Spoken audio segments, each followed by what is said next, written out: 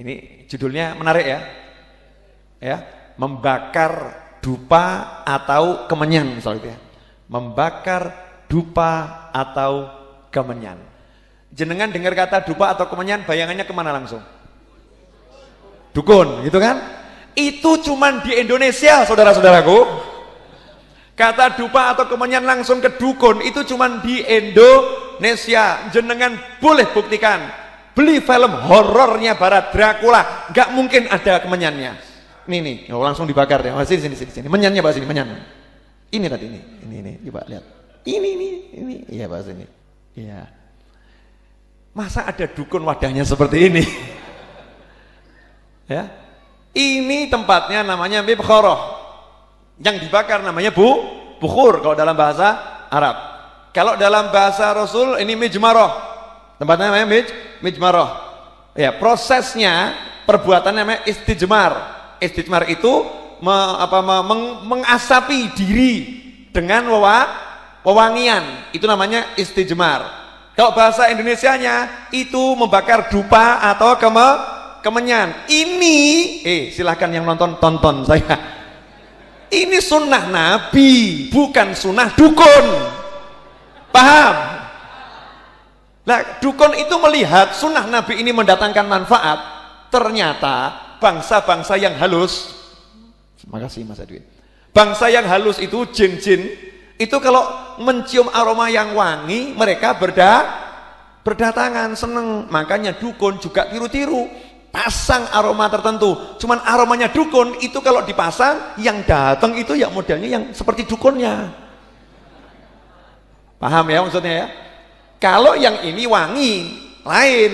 Ini namanya dupa atau menyan yang di majelis-majelis, di maulid, di solawat, di temanten.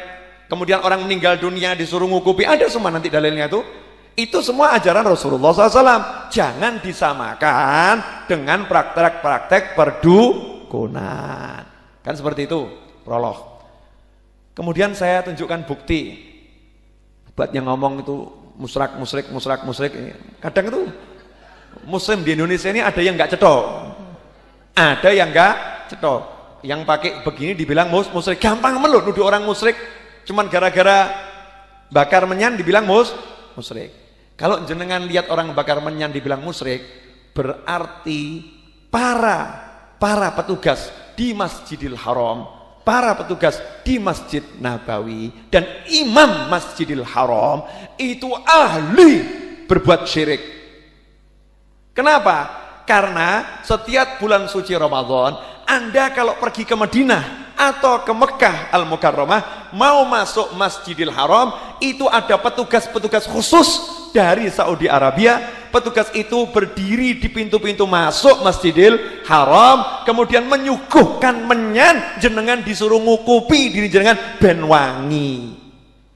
Begitu pula yang masuk Babus Salam menuju makam Rasulullah SAW dikasih menyan. Gak percaya? Nanti di buku itu saya tunjukkan link YouTube-nya. Tuh, ada videonya.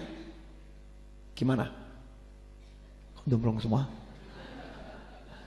Bahkan di suatu kota di Riyadh itu kan ada Riyadh ibu kota Saudi ya.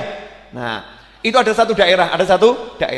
Pintu gerbang untuk masuk daerah tersebut, pintu gerbangnya adalah pedupaan ini yang buat bakar dupo itu wadahnya itu jadi pintu gerbangnya. Jadi yang namanya menyan atau dupa itu memang budaya dunia ya. Bukan cuma dunia Islam, budaya orang-orang yang hidup di dunia. Makanya yang nggak doyan dupa atau kemenyan, saya khawatir bukan bangsa dari dunia kita ini. Misalnya dari dunia lain kali gitu kan ya. Kalau dari dunia kita ini dari zaman dahulu kala ya suka dupa atau kemenyan suka gitu. Karena itu sunnahnya Rasulullah SAW. Nah karena itu jadi budaya dunia ya Rasul pakai juga. Rasul paling suka dengan satu yang bagus. Nah karena Rasul juga pakai, Rasul suka. Ya, maka buat kita ada nilai tambahan. Selain itu tradisi, dia menjadi sunnah. Jelas ya? Jadi jangan disamakan antara dukun dengan yang namanya memakai wewangian dalam Islam. Jelas? Nah, jenengan nanti kalau nggak percaya pergi umroh. Di sekitar Masjid Nabawi itu orang jual dupo semua, jual menyan dan harganya mahal. Harganya mahal, nggak murah. Saya kan pernah ngomong, adik saya kan pernah terlibat dagang kayu gaharu. Itu ada yang 1 kilo harganya 1 miliar. 1 kilo harganya 1 miliar. Jadi memakai harum-haruman, menyan dan lain sebagainya, atau pakai wewangian, itu sunnah Rasulullah SAW. Pernah lihat video dalamnya Ka'bah? Yang belum pernah coba angkat tangan. Video bagian dalamnya Ka'bah, yang belum pernah angkat tangan. Belum. Jumat depan mau saya tunjukkan. Mau. Nanti saya tampilkan filmnya ya. Itu raja, itu baru pertama kali ditampilkan sepanjang sejarah dunia Islam, ditampilkan live ya, ditampilkan live dalamnya Ka'bah. Ketika penyucian Ka'bah dicuci itu kan raja-raja Arab kan masuk ke dalam Ka'bah, tapi biasanya kan nggak disyuting itu. Nah ini yang kemarin ini disyuting ya, disyuting dalamnya Ka'bah. Ternyata di situ itu rajanya Arab sana, dia itu tuangkan minyak gaharu ya, minyak gaharu kental gitu ya, dituangkan di kainnya, entah sapu tangan gitu ya, di kainnya.